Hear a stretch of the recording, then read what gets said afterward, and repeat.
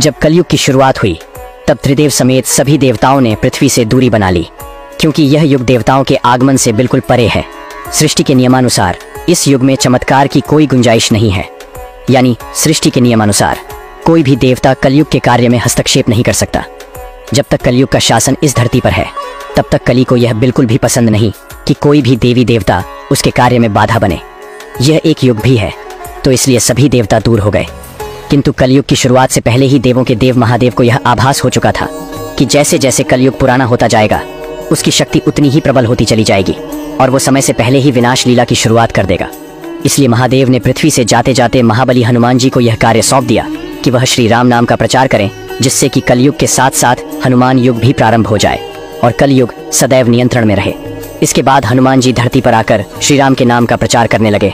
इसके बाद जगह जगह राम मंदिर बनने शुरू हो गए और यह वही समय था जब श्री राम के साथ साथ हनुमान जी की भी पूजा आरंभ हो गई। इसके बाद हर जगह श्री राम मंदिर के साथ साथ हनुमान मंदिर भी बनने लगे। पर हनुमान जी अपने मंदिर बनते देख बेहद निराश हो गए, क्योंकि वे चाहते थे कि हर जगह श्री राम की मंदिर बने, ना कि उनकी। क्योंकि हनुमान जी खुद को सिर्फ श्री राम का सेवक ही मानते थे, वह भगवान बनने की बिल्कुल भी इच्छुक नहीं थे। जब हनुमान युग की शुरुआत होने लगी यह बात कलयुग को पता चली। फिर कलयुग गुस्से में पागल हो गया और उसने हर बार मंदिरों और मंदिरों के आसपास रहने वाले लोगों में पाप फैलाने की तमाम कोशिशें की, पर वह हर बार नाकाम रहा। फिर उसे पहली बार हनुमान जी की ताकत का एहसास हुआ। कली समझ गया कि किसी भी मंदिर या मंदिर के आसपास उसकी माया का कोई असर नहीं होने वाला।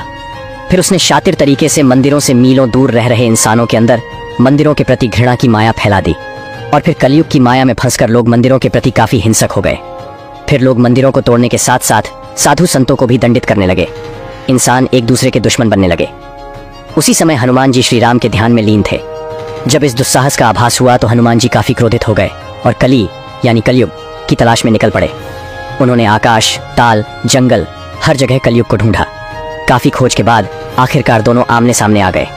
हनुमान जी को सामने देख कलयुग घबरा गया और उसने अपनी शक्तियों से हनुमान पर प्रहार करना शुरू कर दिया, लेकिन कलयुग की शक्तियों का हनुमान जी पर कोई असर नहीं हुआ।